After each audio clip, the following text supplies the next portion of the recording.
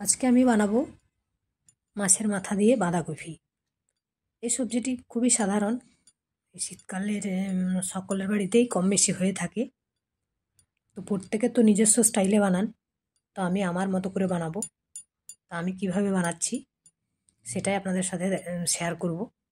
তো আপনারা সাথে থাকুন আর দেখতে থাকুন। তো মাছের মাথা দিয়ে বাঁধাকপি বানানোর জন্য আমি সমস্ত সবজিগুলোকে কেটে ধুয়ে পরিষ্কার করে নিয়েছি। এই দেখুন কী কী নিয়েছি। দেখুন, কাঁচা লঙ্কা চিড়ে রেখেছি, ধনেপাতা কেটে রেখেছি, মটরশুঁটি ছাড়িয়ে রেখেছি, টমেটোও কেটে রেখেছি, একটা পেঁয়াজ কেটে রেখেছি, আর বাঁধাকপিও কেটে রেখেছি। বাঁধাকপিটা অনেকটা মনে হচ্ছে তো, কিন্তু কমে যাবে, তো ওই জন্যই একটু বেশি করেই নিলাম। আলুও কেটে একদম ধুয়ে পরিষ্কার করে রেখেছি। মাছের মাথা তো থাকে আর রইলই।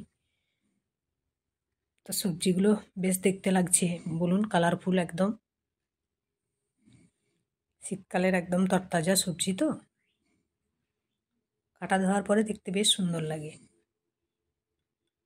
ঠিকঠাক করে রাখলে।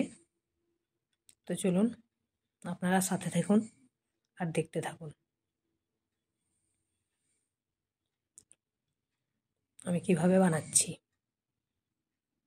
তো সবজিটি বানানোর জন্য আমি গ্যাসে একটা কড়াই বসিয়ে দিয়েছি। তো এবার পরিমাণ মতো তেল দিয়ে দিলাম। তেলটা গরম হয়ে গেলে মাছের মাথাটাকে প্রথমে ভেজে নেব। মাছের মাথা দুটোই ছিল, ওই দুটো দিয়ে আমি বানালাম। আর একটু বেশি হলে ভালো হতো, কিন্তু আজকে ওই দুটোই ছিল, ওই জন্য ওই দুটো দিয়েই বানিয়েছি, সেটাই আপনাদের সাথে শেয়ার করব। এদিকে তেলটা গরম হতে থাক, ততক্ষণে আমি মাছের মাথাটাতে নুন হলুদ মাখিয়ে ফেলি।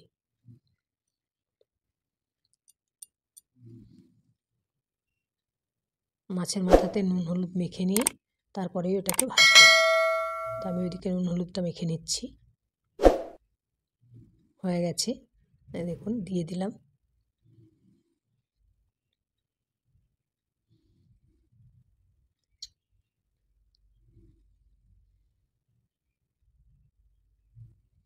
তো মাছের এই মাথাগুলিকে খুব ভালো করে উল্টে পাল্টে দুদিকটাই সুন্দর করে ভেজে নিতে হবে।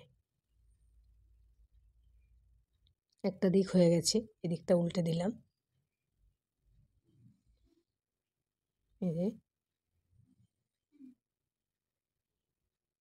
ভেতরে কাঁচা থেকে গেলে কীরকম একটা গন্ধ ছাড়ে, ওই জন্য বেশ ভালো করে এগুলোকে মাছের মাথাগুলোকে ভেজে নিতে হবে।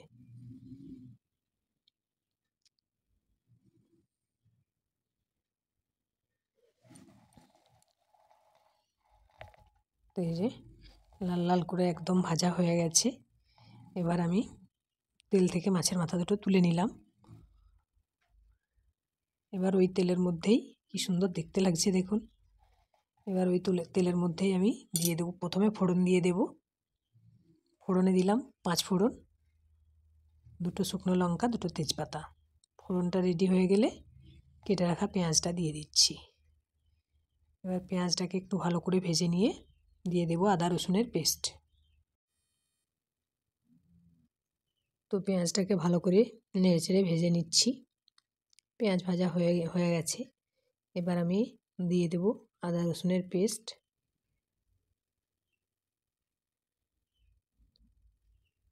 আদা রসুনের পেস্ট দিলাম 1 চামচ। এবার এটাকে ভালো করে কষিয়ে নিচ্ছি। চিড়ে রাখা লঙ্কাটাও দিয়ে দেব।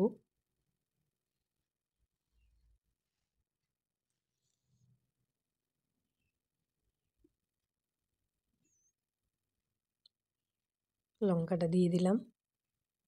এটাকে একটু নেড়ে চেড়ে নিয়ে বাকি মশলাগুলো দিয়ে দেব। মশলা দিয়েছি কি, জিরে গুঁড়ো, ধনে গুঁড়ো, রেড চিলি পাউডার, হলুদের গুঁড়ো আর পরিমাণ মতো নুন। সমস্তটাকে একটু কষিয়ে নিয়ে কেটে রাখা টমেটোটাও দিয়ে দিলাম। নুনটা তো দেওয়াই আছে এখানে, টমেটোটা গলে যাবে। গ্যাসের ফ্লেমটা একটু লো করে দিলাম, হাই ফ্লেমে রাখলে হবে না, পুড়ে যাবে। তো এটাকে একটু সময় নিয়ে নেড়ে ছেড়ে দিলেই টমেটোটা গলে যাবে। তো আমি 2 মিনিট মতো ভালো করে নাড়াচাড়া করে নিয়ে ফিরে আসছি। এই দেখুন একদম টমেটোটা গলে গেছে আর মশলাটাও খুব ভালোভাবে কষানো হয়ে গেছে। এবার আমি এটাকে ভালো করে আরেকটু কষিয়ে নিয়ে আলুটাকে দিয়ে দেব। এই যে আলুটা দিয়ে দিলাম। আলুটা কিন্তু একটু সময় নিয়ে কষতে হবে। আলু ঠিকঠাক কষানো না হলে সবজির টেস্টটা আসবে না। তাই জন্য কি আলুটাকে খুব ভালোভাবে নেড়ে চেড়ে একটু ঢেকে ঢেকে কষিয়ে নেব। এই যে ঢেকে দিলাম। ঢাকনা সরিয়ে আবারও ভালো করে এটাকে একটু কষিয়ে নিচ্ছি। এবার আমি দিয়ে দেব ভেজে রাখা মাছের মাথাগুলো। তো মাছের মাথাটাকে খুন্তির সাহায্যে একটু ভেঙে নিচ্ছি।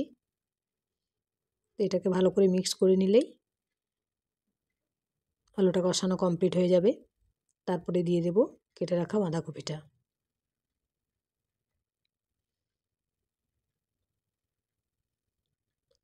দেখুন বাঁধাকপিটা এবার দিয়ে দিচ্ছি।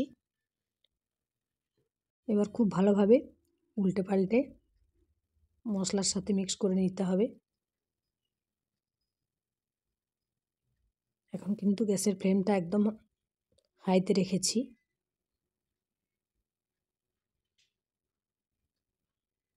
সমস্ত বাঁধাকপিটা আমি দিয়ে দিলাম।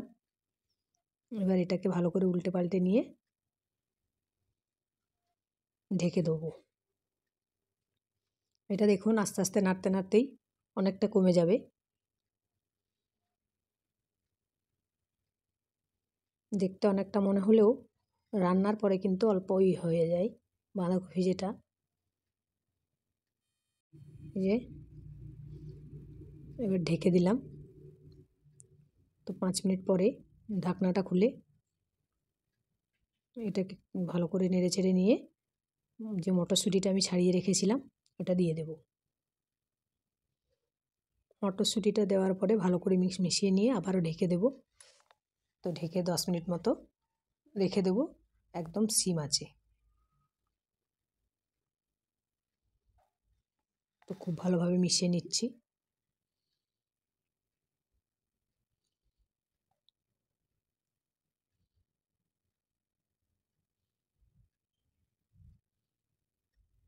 ব্যাস রেডি। এবার আমি ঢেকে দিলাম। দেখুন ফিরে এলাম 10 মিনিট পরে।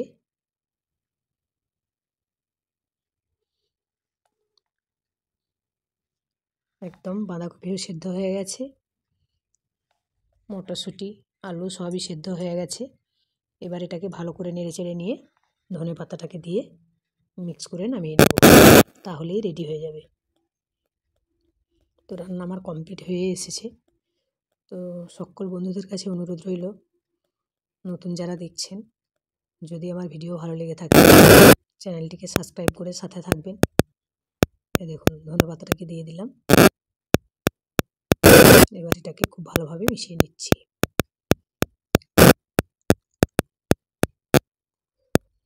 আর ফেসবুক থেকে যে সমস্ত বন্ধুরা দেখছেন তারা পেজটিকে যদি ভিডিও ভালো লাগে তাহলে ফলো করে দেবেন। তো এই ধনে পাতাগুলো সরিয়ে দিলাম। এবার রান্না হয়ে যেহেতু কমপ্লিট হয়ে গেছে। এই দেখুন দুটো ধনে পাতাই সরিয়ে দিলাম। এবার এটাকে খুব ভালোভাবে নেড়ে চেড়ে নিয়ে নামিয়ে নেব। হয়ে গেল। তো চলুন এই দেখুন রেডি হয়ে গেল মাছের মাথা দিয়ে বাঁধাকপি। তো বন্ধুরা রান্নাটি কেমন লাগলো কমেন্ট করে আমাকে জানাবেন। আর যদি ভিডিও ভালো লেগে থাকে আবারও বললাম বন্ধুরা তো আছেনই, নতুন যারা দেখছেন তারা চ্যানেলটিকে সাবস্ক্রাইব করে সাথে থাকবেন। আর পাশে থাকা বেল আইকনটিও প্রেস করে দেবেন। তাহলে কী হবে, যখনই আমি নতুন কোনো ভিডিও আপলোড করব নোটিফিকেশান আপনার কাছে পৌঁছে যাবে।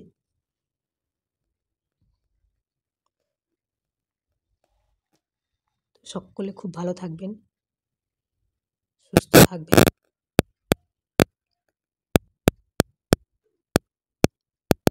তো দেখা হবে আবারও পরে নতুন কোনো রেসিপি নিয়ে।